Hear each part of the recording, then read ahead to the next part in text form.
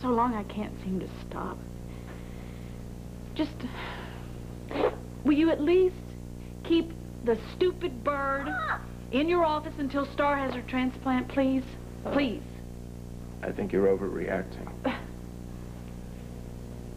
Fine. The office won't be too bad. I'll get you a big vat of clam sauce from Rhodey's. You want linguine with that?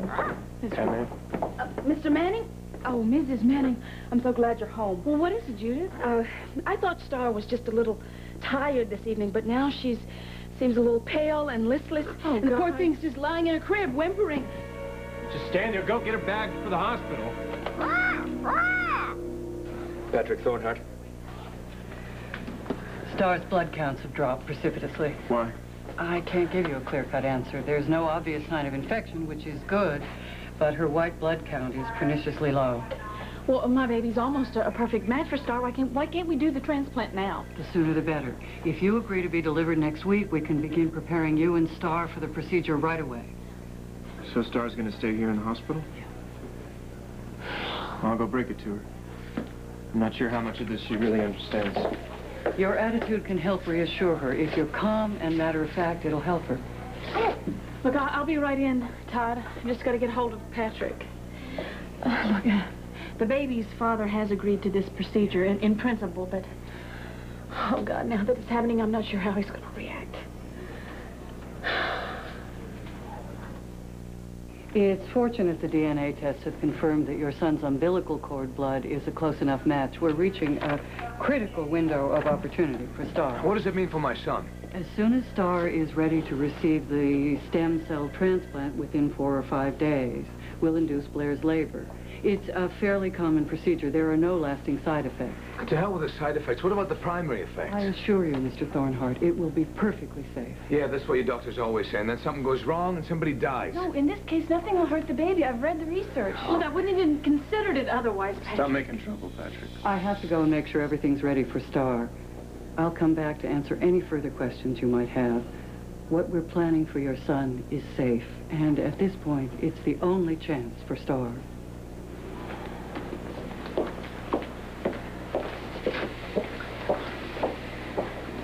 Are you okay, Patrick? What do you care if he's okay? I'll worry about my child. You worry about yours, What did Dr. Sands just say? Starr is the one at risk. There's no problem for your precious little baby. He'll be fine. He'll be born next week. He'll live 100 years. You can obsess about him till then. But right now, it's got to be taken care of. For God's sakes, Patrick.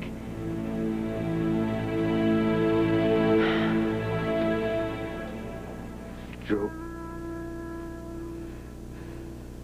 I thought I could do this. I could be objective. I could be the doctor, and you could be the father, and we could keep it separate. But you know what? I can do that with Blair, and I can do that with Todd, but I can't do it with you. Because I want more from you. I need more from you. And right now, I feel like I'm on the other side of the door, and I'm starting to watch it close on me. I've been holding on to the tiniest little things.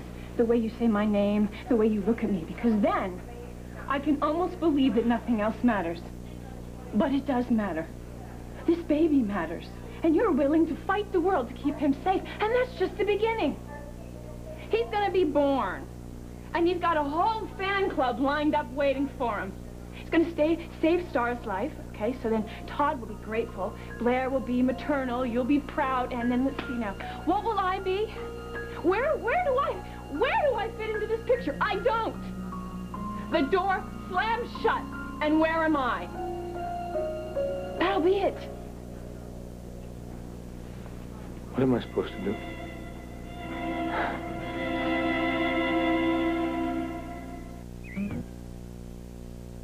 Just tell them to do it. Get this baby born and get it over with. Born weeks before nature intended. Oh, he'll be fine. I have explained the medical situation. I assessed all the risks. I tried to be supportive of you all the way through it. And did it work? Clearly not, because you were still obsessing. You shut up. The sooner the baby is born, the sooner Starr is cured. You understand that? Then maybe, just maybe, we can start dealing with this child as something other than the in utero crisis it has been to us since day one.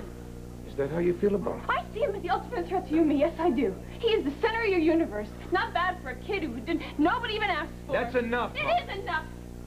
Go home. Go anywhere. But let Dr. Sands and her team do their job. Please. We always stood by one another. Well, What they say, you know, the truth will out with this baby. Will be out too. Next week, in fact. Delivery on demand, right?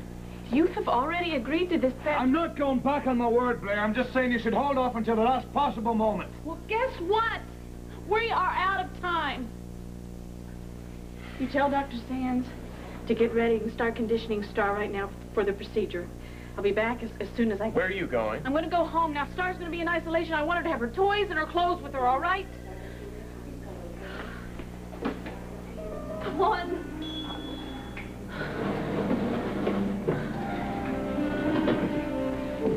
Patrick, wait. You said your piece, and I heard you. I'll take care of this.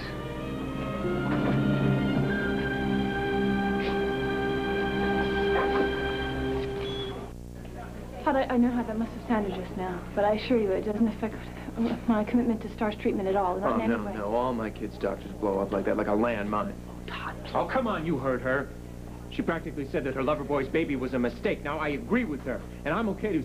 It's okay for me to say it, but coming from her, it's scary as hell. She's a doctor. I lost it, all right? It won't happen again. You're right, it won't happen again, because you're not going anywhere near my kid. You're a doctor, Marty. You're a professional. You are to make my little girl better. You have no right to take any of this personal.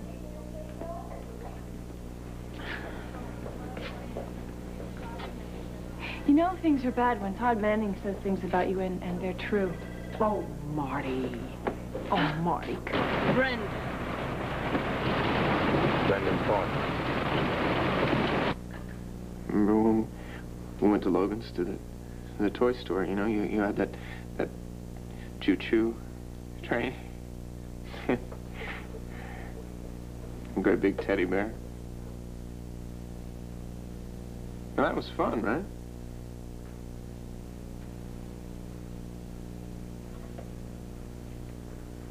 You'll have fun again soon.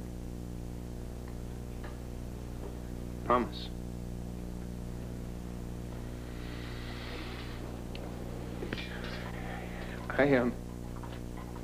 I want you to think about how many people want you to get well, and I want you to think about how I'm pulling for you,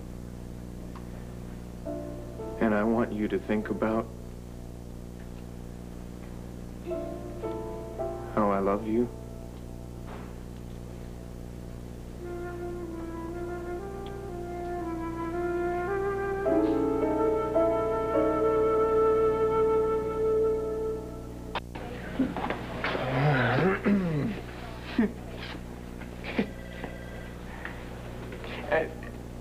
You have kids, right? Any of them actually put the hand cupped over their ear like this?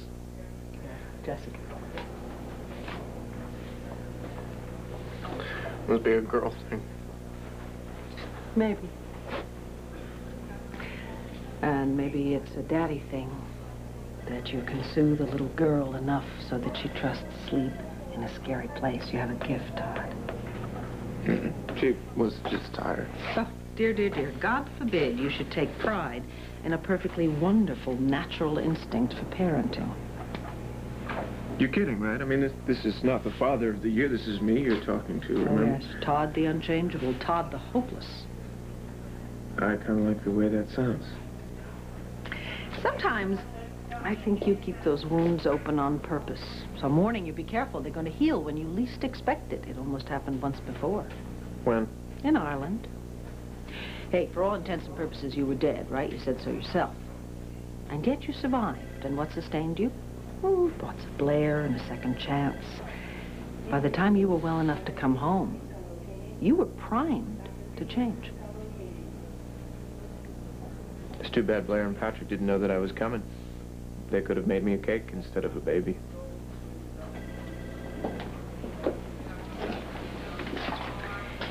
What are you thinking?